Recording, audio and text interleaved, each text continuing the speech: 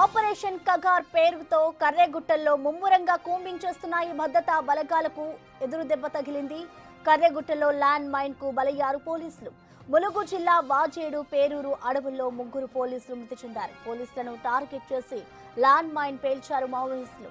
Routine combing చేస్తున్న పోలీసులే target గా ఈ బ్లాస్ట్ చేశారు. ఒక్కసారిగా పోలీసులపై కాల్పులు జరిపి ఐఈడీ పేల్చారు మావోయిస్టులు. ఈ దాడిలో ముగ్గురు స్పెషల్ పార్టీ పోలీసులు మృతి చెందగా మరో ముగ్గురికి గాయాలయ్యాయి. గాయపడ్డ వారిని హుటాహుటిన హాస్పిటల్ కు తరలించారు.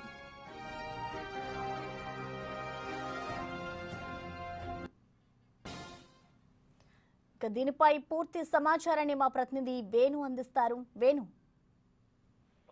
ఆపరేషన్ కర్రెగుట్టలో భాగంగా సాయుధ బలగాల వైపు కూంబింగ్ నిర్వహిస్తూ సెర్చ్ ఆపరేషన్లతో కర్రెగుట్ట ప్రధాన ప్రాంతం వద్దకు వెళ్ళగా మరోవైపు తెలంగాణ గ్రేహౌండ్స్ బలగాలు అటు వాజేడు వెంకటాపురం పరిసర ప్రాంతాల్లో రొటీన్ గా కూంబింగ్ ఆపరేషన్స్ అయితే కొనసాగిస్తున్నాయి. ఈ క్రమంలో తెల్లవారుజామున పేరూరు ప్రాంతం నుంచి లంకపల్లి శివారు వరకు వెళ్ళినటువంటి గ్రేహౌండ్స్ బలగాలు కూంబింగ్ ఆపరేషన్ పూర్తి చేసుకుని తిరిగి వస్తున్న క్రమం లోపల ఓ ల్యాండ్ మైన్ పేలడంతో ముగ్గురు గ్రేహౌండ్స్ బలగాలు అక్కడికక్కడ మృతి చెందగా మరొక నలుగురికి గాయాలైనట్లుగా తెలుస్తుంది. ప్రస్తుతం చనిపోయినటువంటి ముగ్గురు డెడ్ బాడీస్ కూడా వాజేడు మండలం చెరుకూరు గ్రామానికి చేరుస్తున్నారు. ప్రస్తుతం వెంకటాపురం ఆసుపత్రి నుంచి కూడా 3 ఫ్రీజర్ బాక్సులను అధికారులు చెరుకూరు గ్రామానికి తీసుకెళ్తున్నారు. అయితే ప్రతిసారి ఇక్కడ కూంబింగ్ నిర్వహిస్తూ సెర్చ్ ఆపరేషన్ నిర్వహించి వెళ్తున్నటువంటి గ్రేహౌండ్స్ బలగాలు తిరిగి వస్తున్న క్రమంలో ఐఈడీ బాంబు పేలడం పైన పలు అనుమానాలు వ్యక్తమవుతున్నాయి. గతంలో కనుక అక్కడ బాంబులు అమర్చి ఉంటే మైన్స్ డిటెక్టర్లతో కూడా వెళ్ళే క్రమం లోపల ఎందుకు కనిపించలేదు. అయితే వచ్చే క్రమం లోపలనే